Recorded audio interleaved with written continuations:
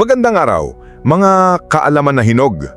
Ang topic natin ngayon ay request mula sa isang viewer na tiyak na marami sa inyo ang makakarelate.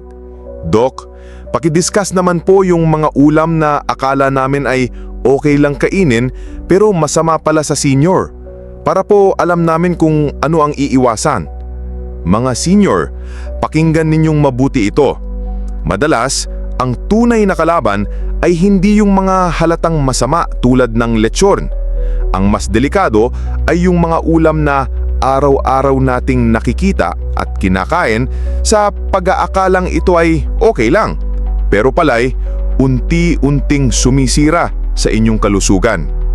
Heto na, ibubunyag natin ang 7 ulam na dapat ninyong ingatan.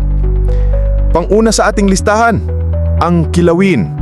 Ito ay paboritong pulutan at ulam lalo na kung kambing at isda. Dahil walang mantika, ang tingin ng marami ay healthy ito. Pero ang panganib nito ay nasa pagiging hilaw.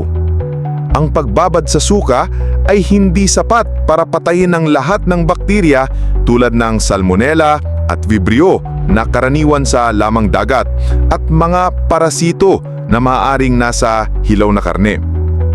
Sa edad ninyo, ang stomach acid ay maaaring hindi na kasing lakas para labanan ang mga ito at ang inyong immune system ay hindi na rin kasing talas. Ang isang simpleng food poisoning ay maaaring maging sanhi ng matinding dehydration na posibleng mauwi sa kidney injury o pagbagsak dahil sa panghihina. Ang payo ko, iwasan na po natin ito ng tuluyan. Walang kompromiso pagdating sa food safety. Kung gusto ninyo ang lasa, may alternatibo. Gawin ninyong kinilaw style ang paghahanda. Halimbawa, steam o ihaw muna ang isda hanggang maluto, pira-pirasuhin at saka ihalo sa suka, sibuyas, luya at sili. Makukuha ninyo ang buong lasa nang walang anumang panganib sa inyong kalusugan. Pangalawa sa ating listahan, ang bagoong. Ito ay isda, kaya't healthy, sabi ng iba. Ang bagoong, ginagamit man bilang ulam o pampalasa, ay isang bomba ng sodium.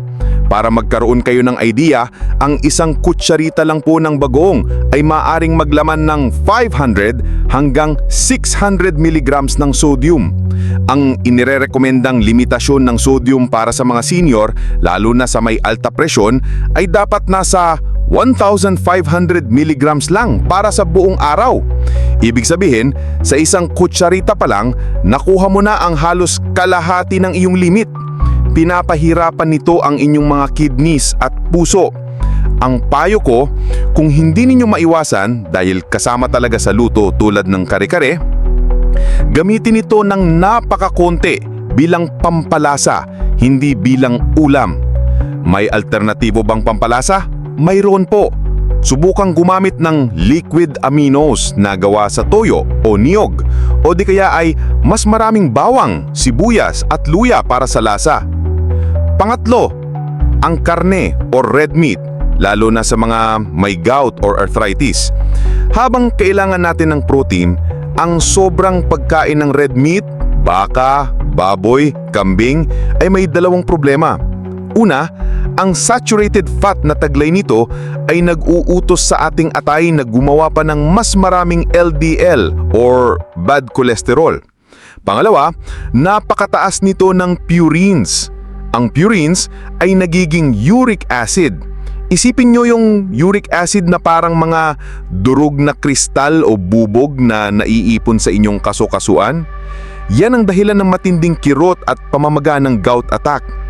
Ang payo ko, limitahan ninyo ang pagkain nito ng 1 beses sa 1 linggo. Piliin ang mga lean cuts o yung parte na walang taba tulad ng sirloin o lomo at iwasan ang tadyang o liempo.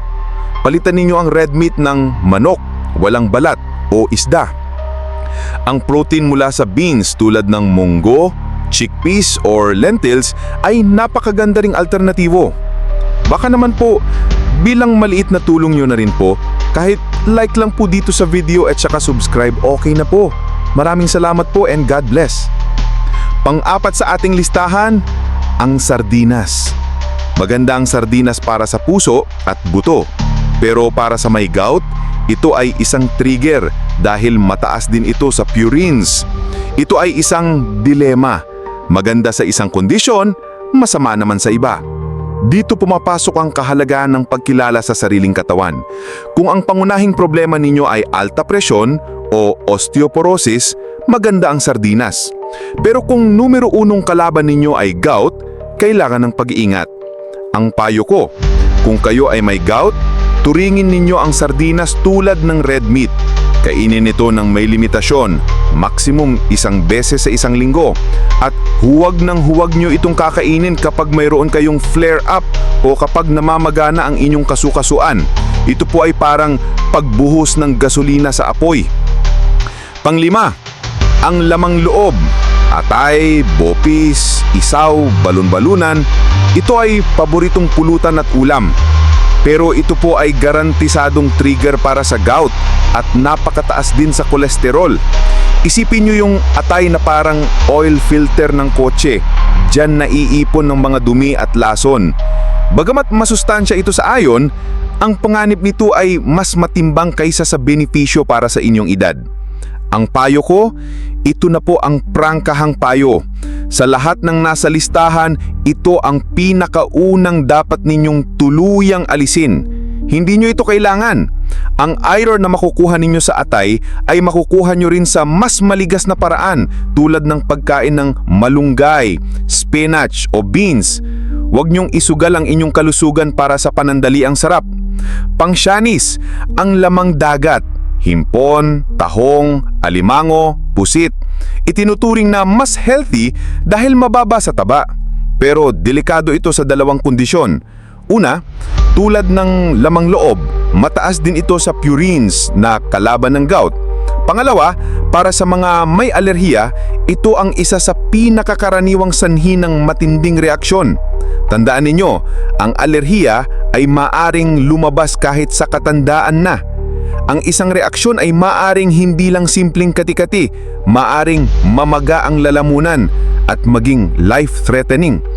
Ang payo ko, moderasyon ng susi. Huwag nyo itong gawing pang-araw-araw. At kung hindi ka sigurado kung allergic ka, mag-umpisa sa napakaliit na piraso at obserbahan ng sarili. Kung may nararamdaman kayong kakaiba, itigil na agad. At ang pangpito, ang processed food. Hotdog, longganisa, tocino, corned beef. Ito ang pinakamadaling ihanda, pero ito ang pinakawalang kwentang pagkain na maipapasok ninyo sa inyong katawan. Ang nitrates na ginagamit ditong preservative, ayon sa World Health Organization, kapag naluto sa mataas na init, ay maaaring maging nitrosamines, isang Group 1 carcinogen. Ang ibig sabihin, kahanay na nito sa peligro ang sigarilyo. Ang payo ko, turingin nyo itong pagkaing pang-emergency lamang at hindi dapat maging regular na bahagi ng inyong diet. Ano ba ang alternatibo sa madaling almusal? Nilagang itlog, nilagang saging, plain oatmeal na may prutas, o kahit pandesal na pinalaman ng abokado. Disiplina lang po ang kailangan. Mga senior, ang aral dito ay simple. Maging mapunuri, kilalanin ang inyong katawan at mga kondisyon at piliin ang mga pagkain na tutulong sa inyo. At ito po ang kaalaman na hinog na direktang nagbibigay ng impormasyon para sa inyong kalusugan. Ingatan po ninyo ang inyong katawan and stay healthy po. Maraming salamat po and God bless.